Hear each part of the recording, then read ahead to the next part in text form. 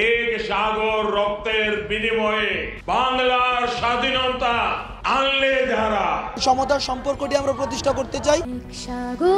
পাক হানাদার বাহিনীর বিরুদ্ধে দীর্ঘ ৯ মাস রক্তক্ষয়ী যুদ্ধের মাধ্যমে ১৯৭১ সালের ১৬ ডিসেম্বর বাংলাদেশের যে বিজয় অর্জিত হয়েছে তা ভারতের ঐতিহাসিক বিজয় বলে দাবি করলেন দেশটির প্রধানমন্ত্রী নরেন্দ্র মোদী।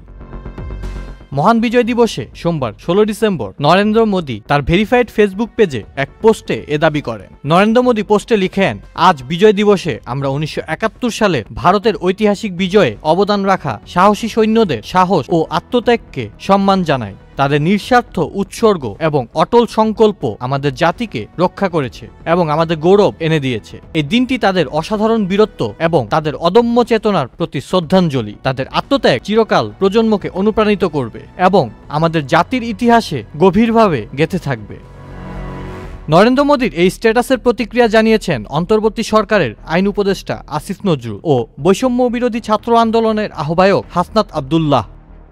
নিজের ভেরিফাইড ফেসবুকে দেওয়া পোস্টে প্রতিবাদ জানান আসিফ নজরুল। আসিফ নজরুল তার পোস্টে লেখেন, তীব্র প্রতিবাদ করছি। ১৬ ডিসেম্বর ১৯৭১ ছিল বাংলাদেশের বিজয়ের দিন। ভারত ছিল এই বিজয়ের মিত্র, এর বেশি কিছু নয়। মোদীর এই পোস্ট নিয়ে বৈষম্য বিরোধী ছাত্র আন্দোলনের আহ্বায়ক হাসনাত আব্দুল্লাহ তীব্র প্রতিক্রিয়া জানিয়েছেন। নিজের ভেরিফাইড ফেসবুকে দেওয়া পোস্টে হাসনাত আব্দুল্লাহ প্রতিক্রিয়া জানিয়ে লেখেন, এটি বাংলাদেশের মুক্তিযুদ্ধ।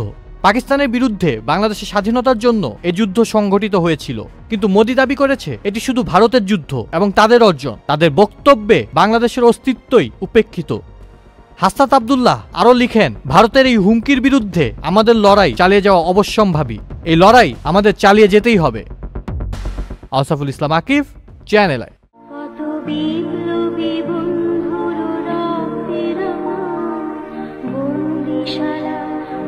শিকল